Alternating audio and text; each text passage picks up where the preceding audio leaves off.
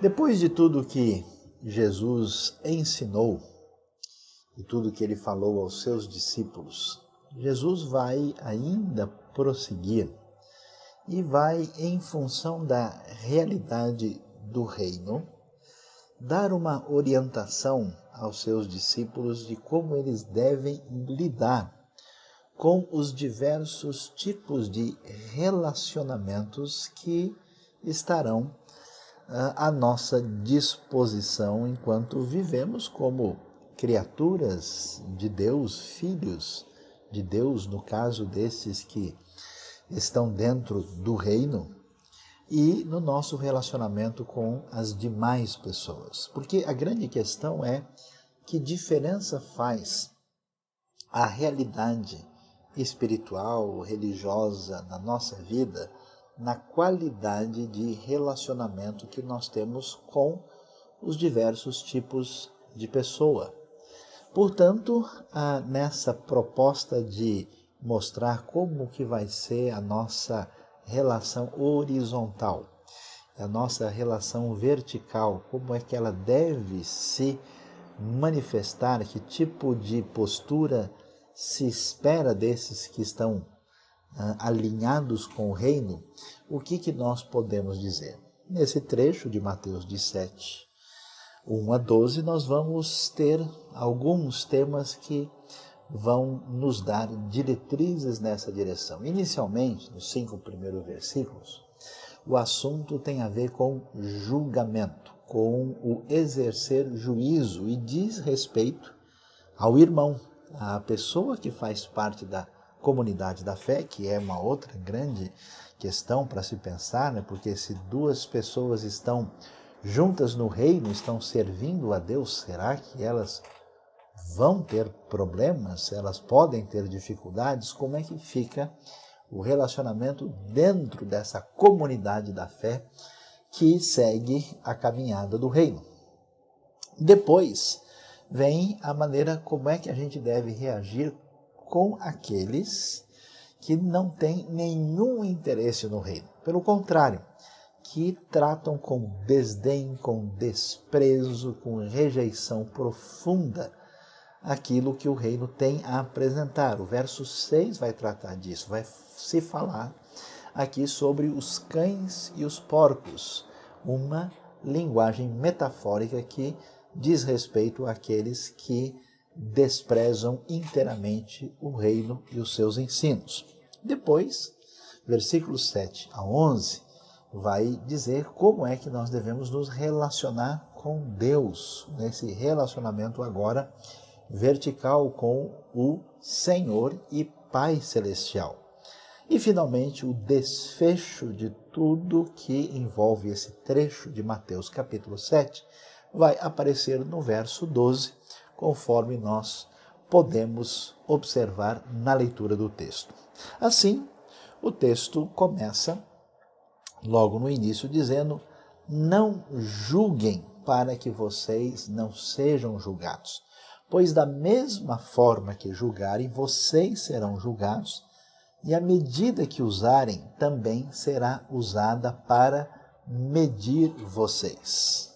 Que Jesus está querendo nos ensinar aqui? O que está por trás disso? Que coisa interessante, quantas pessoas eu já vi frustradas na sua vida por causa do relacionamento difícil entre cristãos, entre gente que faz parte de comunidades que se chegaram a se propor a seguir nessa caminhada do reino. Será que existem problemas entre cristãos? Seguramente.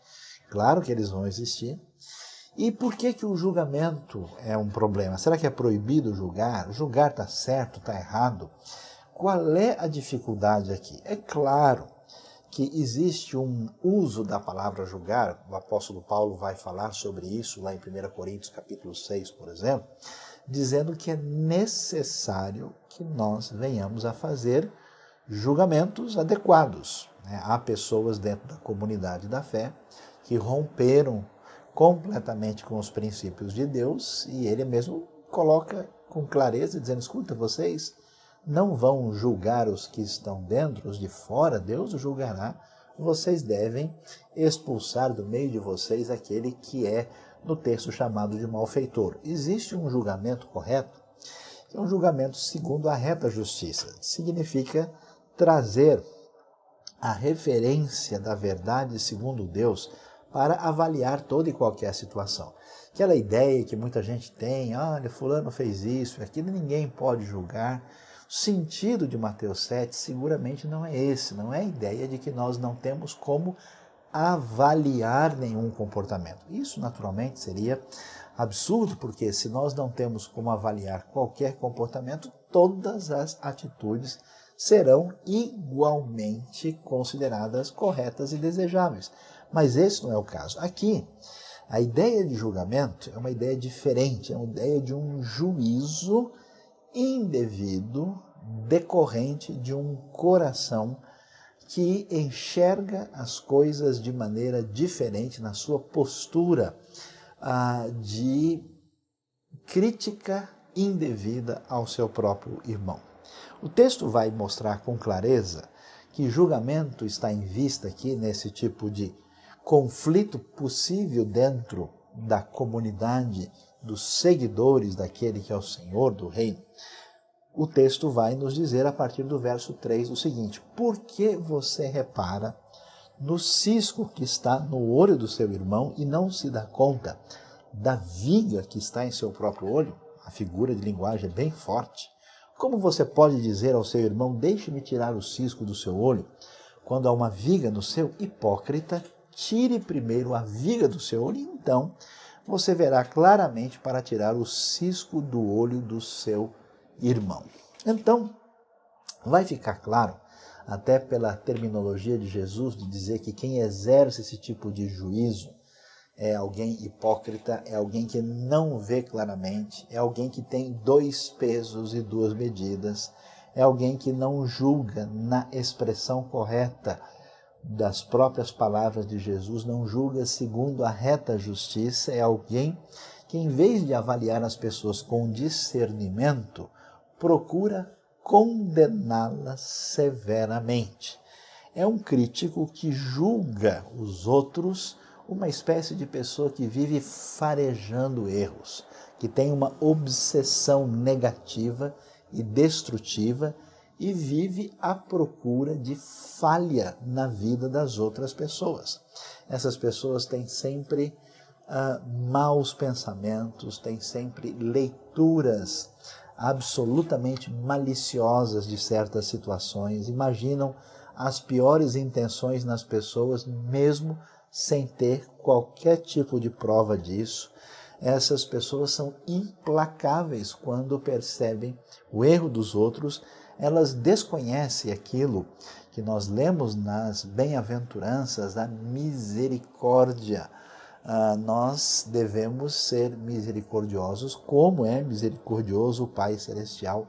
Ou seja, o problema sério desse juízo é que, mais uma vez, vai ser revelado aqui que quem se torna refém dessa situação é, na verdade, alguém que coloca-se no lugar de Deus. No fundo, se você prestar atenção, Jesus continua sintonizado com o mesmo padrão de avaliação da realidade que nós temos desde o início do Sermão do Monte, porque ele está ensinando os seus discípulos a irem numa direção diferente do padrão religioso encontradiço em sua época. Essa atitude de julgamento crítico, negativo, pernicioso, mal intencionado e cheio de suspeitas malignas e injusto, é próprio do legalismo daqueles que se sentem cheios de justiça própria e que não enxergam a realidade e que cometem o grande pecado de querer, na prática, ser Deus.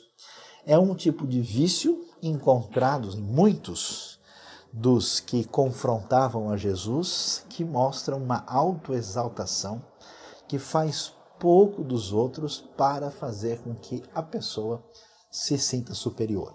É aquele gostinho perigoso de falar mal dos outros para fazer 2 coisas: para esconder os nossos próprios erros e para de alguma maneira, se sentir melhor em relação aos outros, porque, vamos assim dizer, a gente não é tão ruim como aquelas pessoas. É um modo terrível, absolutamente condenável de se sentir superior aos outros, vamos assim dizer, trazendo todo tipo de crítica negativa. Nós não podemos ser esse juiz severo e que traz condenação, e nós não podemos ser aquilo que é denunciado logo no início das palavras de Jesus, um sujeito hipócrita que acusa as outras pessoas com o objetivo de justificar-se a si mesmo. Então, observe bem que todas as coisas estão interligadas nessa proposta de vida. Quem é servo de Mamon, quem é prisioneiro e refém de si mesmo, é uma pessoa de uma religiosidade que não vê a Deus como Pai, que não ora adequadamente, que desenvolve um legalismo mecanicista na vida cristã e que tem uma atitude extremamente dura e negativa com a falha dos outros. Qual deveria ser a reação de qualquer pessoa ao descobrir aquilo que existe em todos nós? Pecados, falhas e dificuldades. É uma atitude semelhante a um médico, que ao descobrir uma enfermidade numa pessoa, procura fazer de tudo para trazer algum tipo de remédio, de recuperação, e não uma pessoa que fica indignado e passa a tratar o outro com uma aspereza indevida. Então, na hora da convivência entre os irmãos dessa comunidade de fé, a pergunta é: quanto de legalismo, quanto de religiosidade indevida e atitude incorreta ainda domina o nosso coração e vai transbordar para as nossas relações? Isso não pode ser dessa maneira no nosso relacionamento horizontal com aqueles que estão na mesma caminhada do reino. Mas Jesus vai prosseguir, e aí ele vai falar sobre as pessoas que talvez venham tirar a nossa paciência de uma outra maneira. Assim, quando você vê alguém que se diz irmão na fé e faz coisas que você certamente discorda e você tem aquela revolta e quer pegar pesado com a pessoa, há aqueles outros indivíduos que deixam muitos cristãos impacientes pela sua atitude de total desprezo a Deus, ao reino e à sua mensagem. E Jesus vai dizer: não deem o que é sagrado aos cães, nem atirem suas pérolas aos porcos. Caso contrário, estes as pisarão, e aqueles, voltando-se contra vocês, os despedaçarão. Jesus é muito claro e muito direto na sua afirmação, dizendo que as pessoas que têm intencionalmente o seu coração fechado para o reino, e não resta dúvida que essa é uma maneira de Jesus falar desses religiosos que estão à sua volta, que se esperava muito deles, porque conheciam, pelo menos na mente, a palavra divina, a Torá, a verdade de Deus, mas não estavam agindo em conformidade com isso. Ele vai dizer que essas pessoas são chamadas aqui de cães e de porcos, que, claro, lendo a própria lei, sabemos que são animais imundos e absolutamente rejeitados na própria lei do Antigo Testamento. E, portanto, ninguém daria qualquer coisa sagrada, ou seja, uma comida sagrada. É como se alguém pegasse o sacrifício que deveria ser entregue ao templo, carne de cordeiro, e entregasse aos cães. E aqui nós estamos falando de animais de estimação, cães sujos e imundos que andavam perambulando pela cidade ou até mesmo fora delas. E ninguém daria uma pérola a um porco, que essa é a atitude que a gente deve ter com as pessoas que têm uma postura de repúdio à verdade que nós encontramos no Evangelho. Se as pessoas dão as costas ao reino e elas se colocam nessa posição impura de cães e porcos, nós não devemos insistir com elas o tempo todo, que elas precisam ouvir a mensagem do reino. É uma coisa diferente do que muita gente imagina. A gente que quer insistir o tempo todo, falando sobre Deus e o Evangelho com todo tipo de pessoa. A Bíblia não traz esse tipo de orientação. Jesus diz que fazer isso é desvalorizar o Evangelho. É como se a gente tivesse uma mercadoria que não tem tanto valor e a gente está forçando e negociando para a pessoa aceitar de qualquer maneira. Não. O Evangelho é pérola, é coisa sagrada. E se a gente faz isso, a gente abre espaço para essas pessoas reagirem da pior maneira possível. O texto original tem o que a gente chama de uma construção quiástica.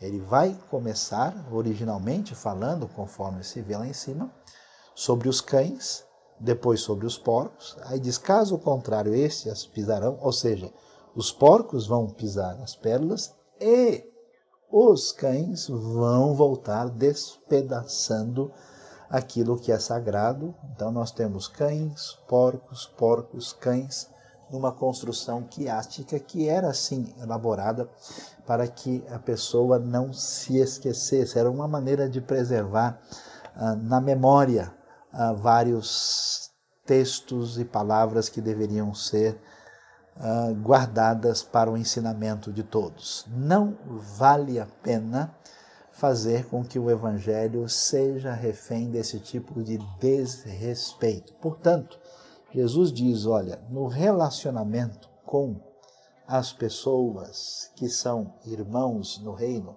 não permita que o seu coração se carregue de julgamento indevido e você parta para cima da pessoa como se você fosse o juiz. Tenha um coração equilibrado e misericordioso. Quando você enfrentar o desprezo do Evangelho, entregue isso nas mãos de Deus. Não insista com a pessoa. Você não é o Espírito Santo. Você não tem condições de mudar o coração da pessoa. Não desvalorize o Evangelho. Deixe isso nas mãos de Deus. Porque o foco, na verdade, que está por trás desse texto, quando ele fala sobre os relacionamentos horizontais e verticais, é o reconhecimento de que quem está no controle é o Pai Celestial. Controle sobre a vida dos irmãos, controle sobre aqueles que perseguem o Evangelho e se revoltam contra a palavra de Deus. Eu não preciso tomar por força o controle e resolver bancar Deus num processo desse, numa situação dessa. Por essa razão é interessante observar o verso 7 em diante. Peçam e lhes será dado. Busquem e vocês encontrarão. Batam e a porta lhes será aberta, pois todo o que pede recebe, o que busca encontra, e aquele que bate a porta será aberta. A pergunta é como é que a gente deve se relacionar com Deus, com o Pai? A resposta é com oração, numa relação de dependência diante de Deus. A gente pode observar que aquilo que nós vimos no final do capítulo 6 tem um desdobramento natural no capítulo 7.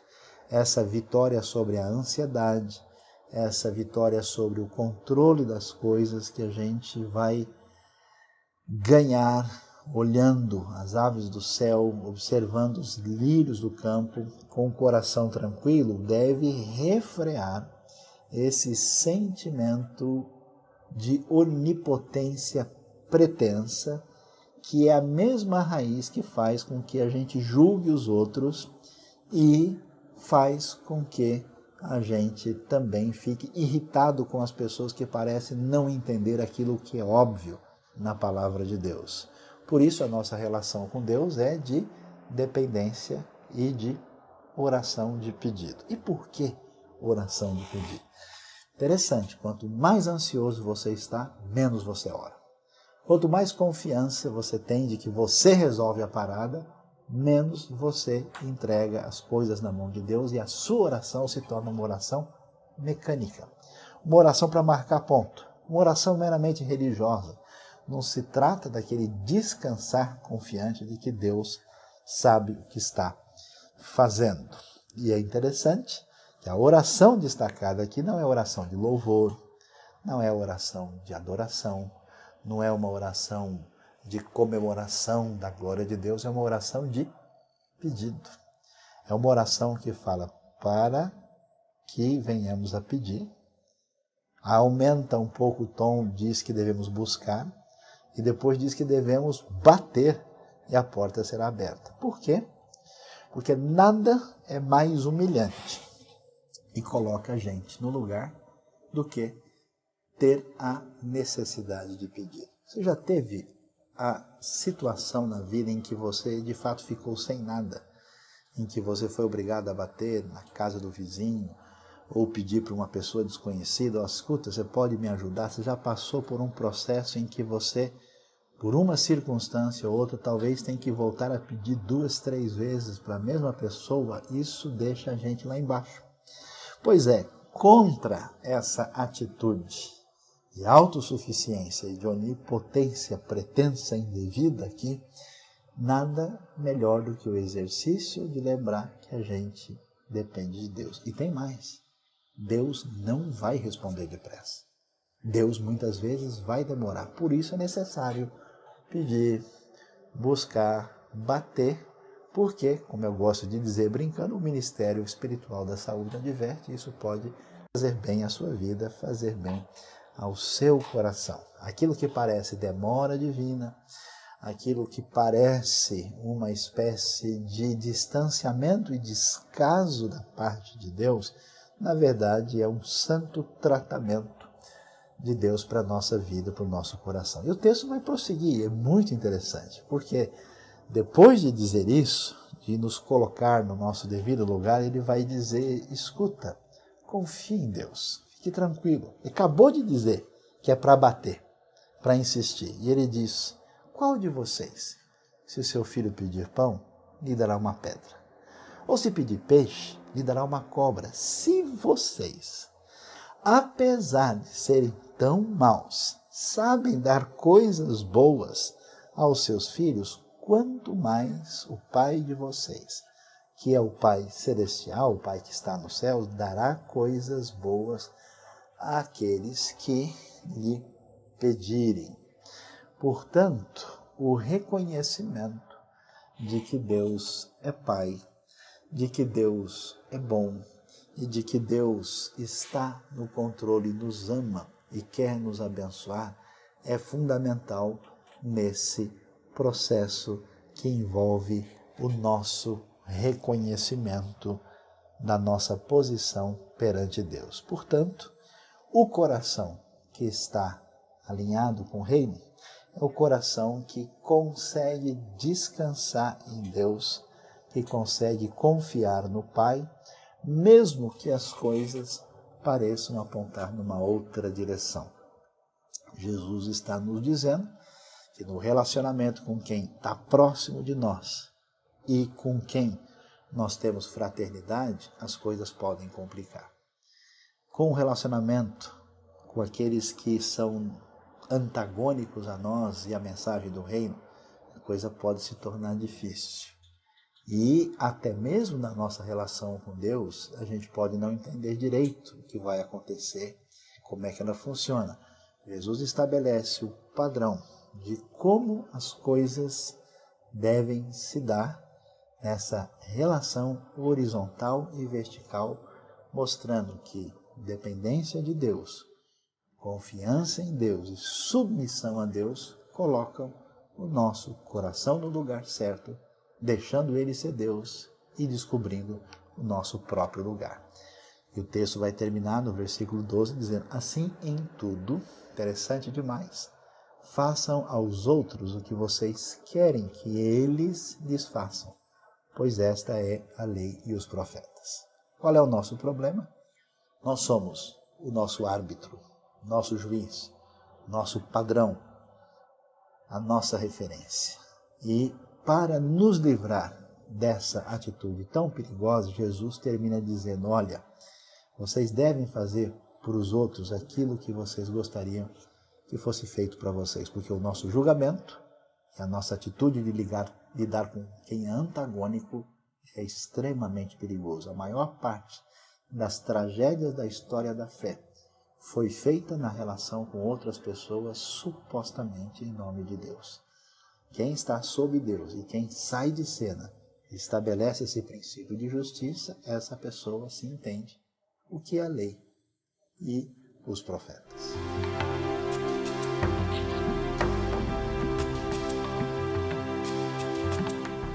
Finalmente estamos chegando ao final do tão maravilhoso e extraordinário Sermão do Monte. O resumo dos ensinamentos de Jesus sobre a sua proposta do reino, a proposta de conquista, na qual os súditos se submetem ao rei e vão começar esse grande projeto de implantação do reino de Deus na terra. Esse reino que começa internamente, começa a vencer os grandes inimigos que são aqueles que estão dentro de nós, nos leva ao reconhecimento de que Jesus é o Salvador, mas também é o Senhor, e nos abre um caminho de início, de entrada no reino, mas um projeto de continuidade, de caminhada. Existe um caminho, que é o caminho da salvação, o caminho do reino, esse caminho de seguir a Jesus. Depois de falar sobre diversos assuntos e deixar bem claro a sua maneira de apresentar a Deus, de nos dar a consciência de quem nós somos, do que está envolvido no projeto do reino, e de nos falar sobre diversos assuntos que envolvem a nossa vida nessa grande caminhada, Jesus chega ao desfecho. E esse desfecho é interessante porque é um convite para que aqueles que estão ouvindo as palavras de Jesus, de fato, venham a tomar uma atitude, ter uma postura diante daquilo que é apresentado por Jesus. E então ele começa a nos dizer a necessidade de uma tomada de posição a partir do verso 13 do capítulo 7. Jesus nos diz: entrem pela porta estreita, pois larga é a porta e amplo o caminho que leva à perdição, e são muitos os que entram por ela. Como é estreita a porta e apertado o caminho que leva à vida, são poucos os que a encontram. Jesus talvez não tenha aqui um interesse em fazer necessariamente uma discussão detalhada sobre, no final da história, quantos serão salvos e quantos serão perdidos. Ele está principalmente focalizando a realidade à sua volta, porque todo mundo sabe que especialmente os religiosos, os donos da instituição religiosa, estão rejeitando Jesus, e a maioria daqueles de quem se esperava muito não estão considerando isso. E Jesus está deixando claro que essas pessoas estão, na verdade, se desviando daquilo que é palavra divina, daquilo que é o ensinamento da própria Torá, e tentando facilitar a vida das pessoas e deixando com que elas sejam reféns de uma religiosidade que nada tem a ver com Deus, e muito menos com aquilo que envolve o ensinamento do reino. Portanto, ele começa a dizer: olha, eu estou convidando vocês a entrarem por uma porta, mas o aviso é muito claro, essa porta é estreita, o caminho é apertado e nem todo mundo entra por aí. Até porque a gente sabe que muitas pessoas passam a considerar uma hipótese de proposta de vida, de ideia adequada em função de quantas pessoas estão fazendo isso. Prefere que os outros pensem por ela e seguem, vamos assim dizer, a multidão. Jesus vai dizer bem claro: olha, não há como fugir da realidade. Há duas escolhas, duas alternativas, e é preciso saber escolher. A proposta de Jesus é exigente, são dois caminhos, duas portas, dois destinos, um leva à perdição, o outro leva à salvação, os prejuízos são terríveis e existem duas multidões, dois grupos de pessoas e você deve fazer a escolha adequada. Isso é muito importante porque muitas pessoas ouvem o Sermão do Monte ou escutam a palavra de Deus mais ou menos da maneira como algumas pessoas apreciam um perfume de uma fragrância assim exótica e diferenciada. Olha que palavra bonita, nossa, como isso ficou bem, nossa, como é profundo. Mas isso não interfere na vida da pessoa. Outras pessoas tratam as palavras de Jesus como poesia, como literatura, como uma expressão bonita de uma realidade que a gente bate palma pela criatividade do grande mestre.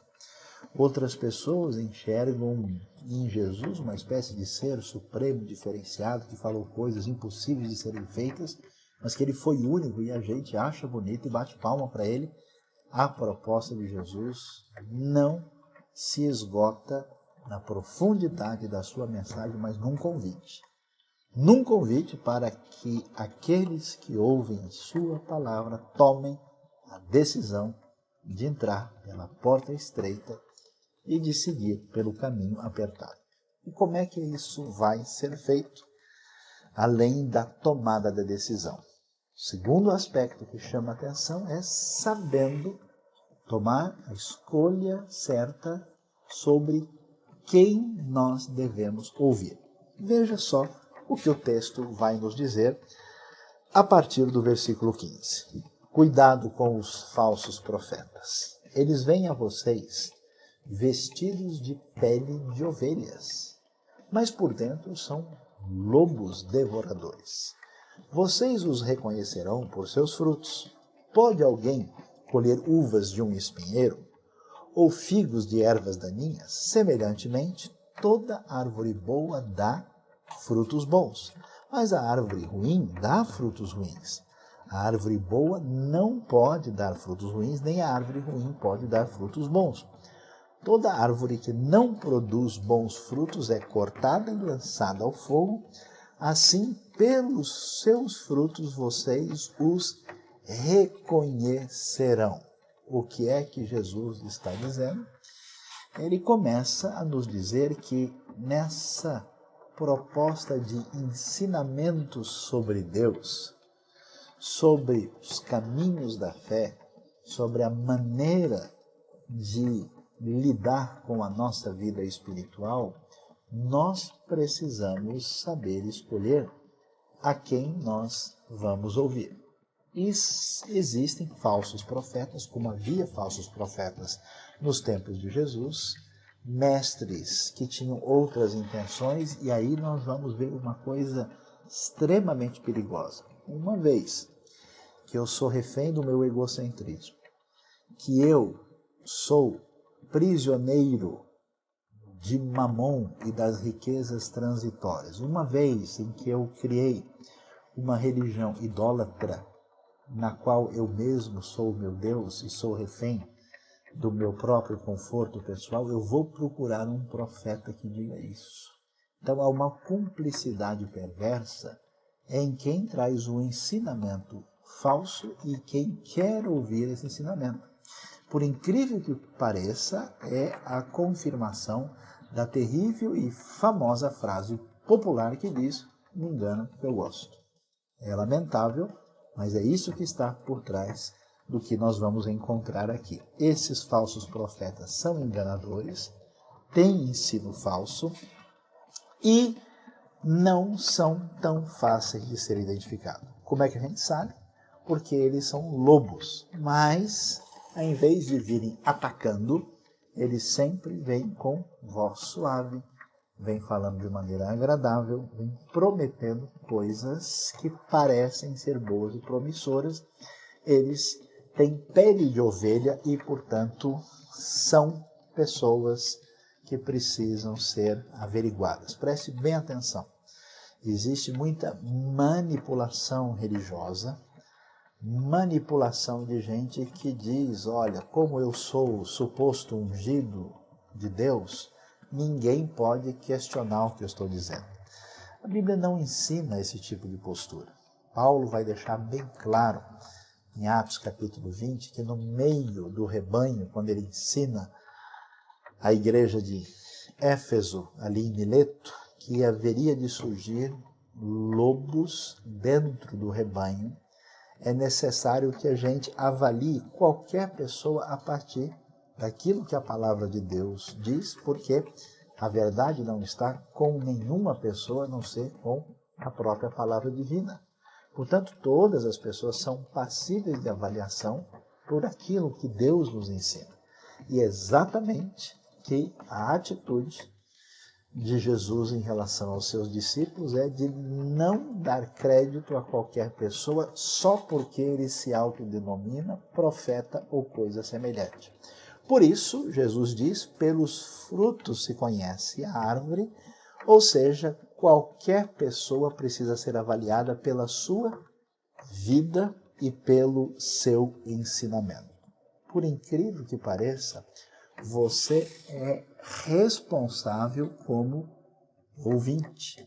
Você é responsável na tomada de decisão em relação a que caminho seguir, mas também a quem você deseja ouvir. É tão perigoso ter falsos profetas como é perigoso ter falsos ouvintes ou ouvintes que acabam se entregando intencionalmente ou irresponsavelmente a qualquer ensinamento que lhe pareça de alguma maneira um ensinamento proveitoso de imediato.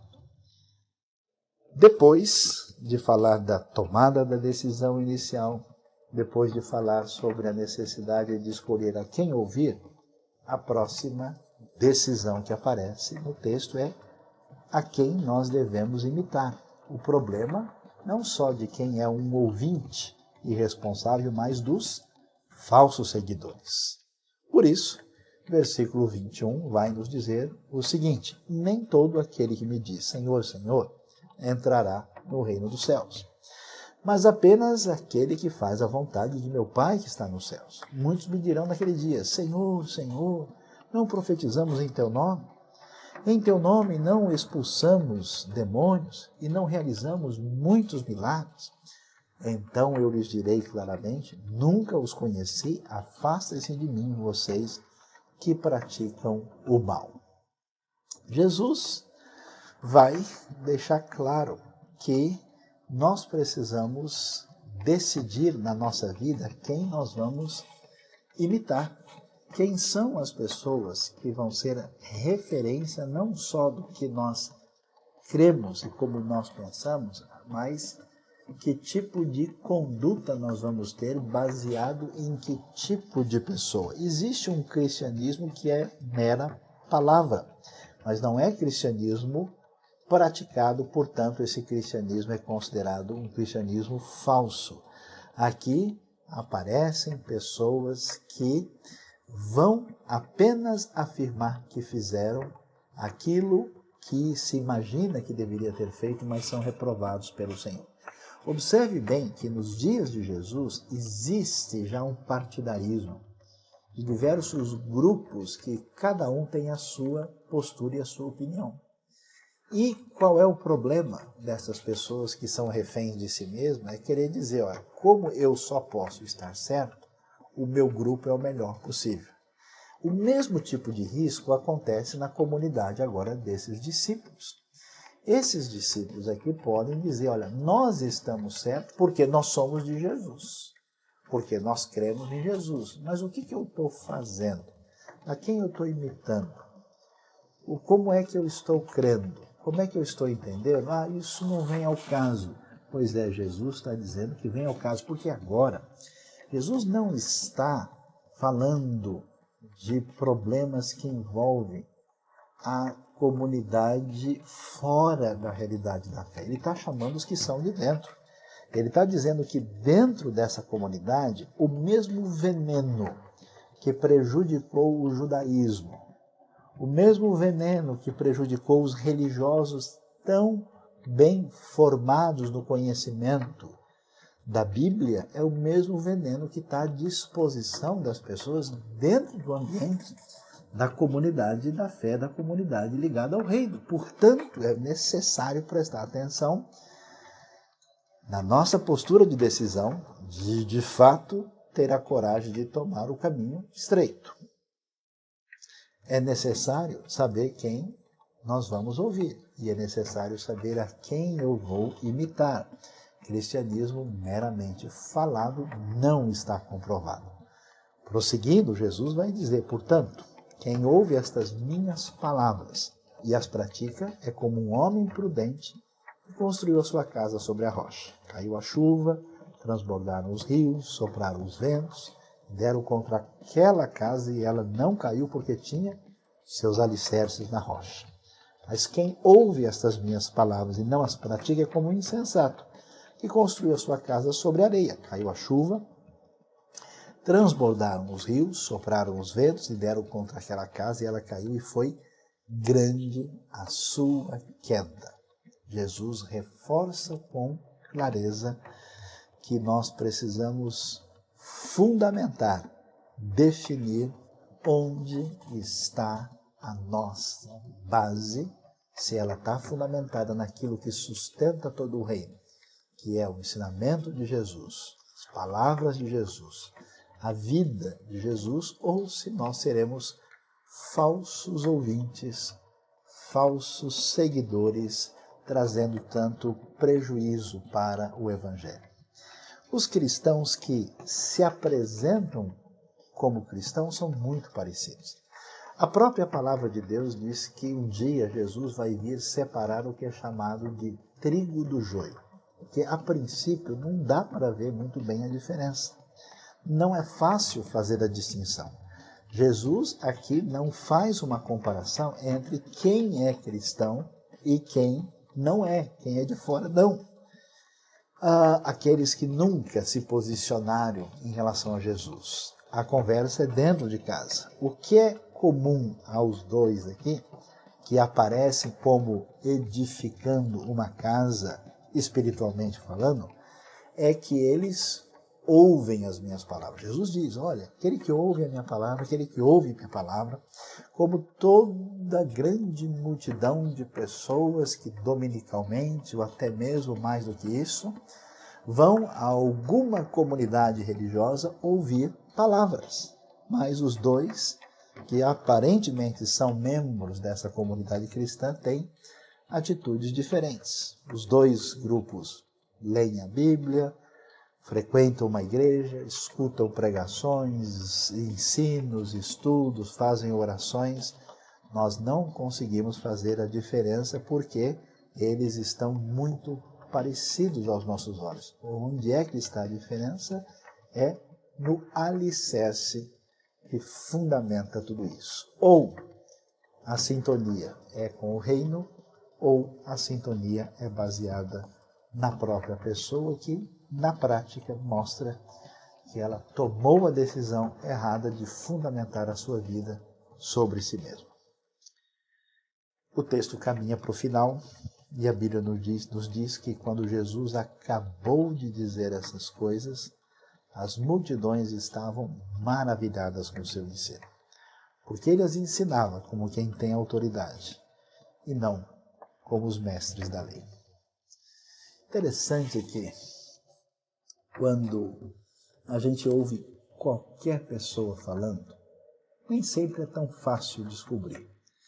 Mas em muitos casos você sabe, por exemplo, que um discurso de um político é uma coisa decorada, ou um papel que alguém escreveu e ele está lendo lá, e que não necessariamente isso reflete o que ele pensa, muito menos o que ele vai fazer. Quando a gente participa de diversas atividades, formaturas, encontros, palestras, simpósios, dá para perceber que várias pessoas estão ali desempenhando um papel, fazendo aquilo que lhe foi pedido para fazer. E você pode imaginar que nos dias de Jesus não era diferente. Muitas pessoas que eram antagonistas de Jesus, diante da pergunta, escuta, João Batista, ele era profeta de Deus? Eles se reúnem, olha, se a gente disser que é, eles vão dizer, então por que vocês não acreditaram nele? Se disser que não é, aí o povo não vai gostar da gente. Ou seja, as perguntas são todas devidamente trabalhadas em função dos interesses. A diferença fundamental de Jesus, quando falava com as pessoas, como o Senhor das bem-aventuranças, o Senhor que convida para o compromisso total, o Senhor que muda, transforma a nossa vida, é uma palavra de impacto, poderosa e cheia de vida, de força e de autoridade sobre nós. Por essa razão, que mesmo gente que nunca se colocou como discípulo de Jesus, ao ler o Sermão do Monte, fica absolutamente atingido por essas palavras tão impressionantes. Jesus, o Jesus do Sermão do Monte, ele é divino, ele é o Messias, o grande rei, ele é o profeta que deveria vir anunciado por Moisés. Ele é sacerdote, o sumo sacerdote que nos aproxima de Deus. Ele é o Salvador. Ele é o Senhor que se propõe a ser Senhor da minha vida e da sua vida. Ele convida você não somente a crer nele, a achar bonitas suas ideias e a concordar com tanta coisa que ele disse. O convite é para que você entre no reino e se torne discípulo, seguidor daquele que foi o indivíduo mais impressionante que existiu na história humana. Jesus, o Messias, de Mateus, capítulo 5, até capítulo 7. Deus abençoe a sua vida. Deus abençoe o seu